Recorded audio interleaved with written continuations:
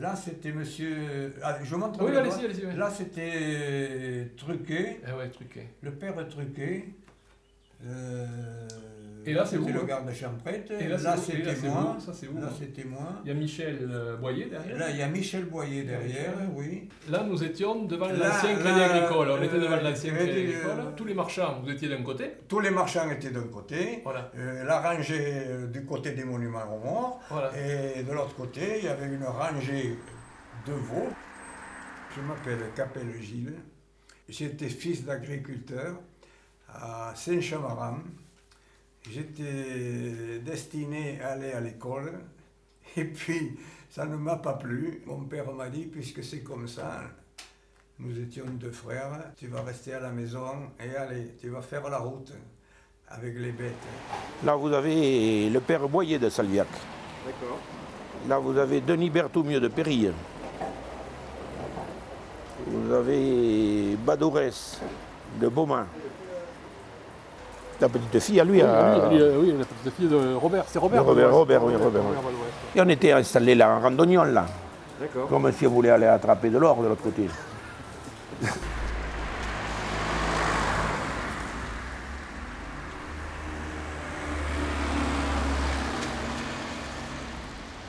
Ces photos, là, moi, je les ai faites en 1980. Les photos. Je crois qu'elles étaient plus tôt. Oui. Ah non, celle-là, 1980. L'été 1980. Moi, je suis né de fils de boucher, je suis de Saint-Germain-de-Bel-Air. Mon père tenait une boucherie et j'ai appris petit à petit. Dans le temps, quand nous achetions les bœufs, on tapait sur la main. Ouais. Et puis, une parole valait un acte. Hein. Moi, je me rappelle la première paire de bœufs que j'ai achetée, j'avais 14 ans. Je me rappelle très bien, ils coûtaient 140 000 francs. Et on les a vendus au Vigan le lendemain ou le surlendemain, 150 000 francs. Mais mon père m'a dit, c'est pas mal, c'est bien dans le trajectoire. Lorsque j'ai fait ces photos, bon, c'était essentiellement pour marquer le temps, comme on dit, c'est-à-dire essayer de garder une trace de ce que je voyais, de ce que je vivais. Alors, je venais sur les marchés essentiellement avec des agriculteurs. D'abord, là, quand vous voyez ces départs comme ça, c'est que les gens avaient repéré un veau et qu'ils allaient face aux paysans pour essayer de lui acheter.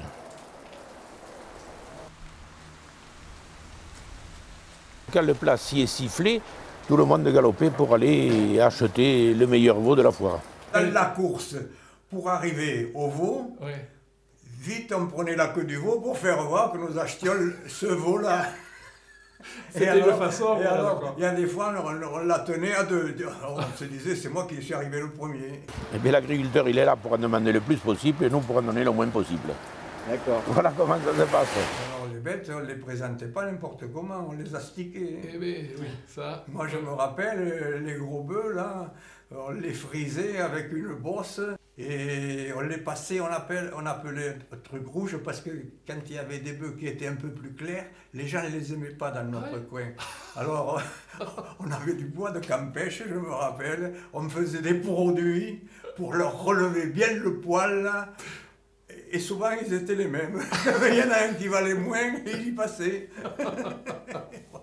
Mais c'était une sacrée animation quand même ces foires, hein, parce que quand vous disiez que les gens sortaient pour venir voir aussi les prix et voir ce qui se passait. Et il se passait la même chose dans les ovins. Oui, il y avait un monde de fous. Oui, et ça fait presque 40 ans, j'en ai 78, j'en avais 38. Ça fait que quand je vois tous les gens qui sont là, tous qui sont morts, je dis, il y a un moment. Hein. Ouais.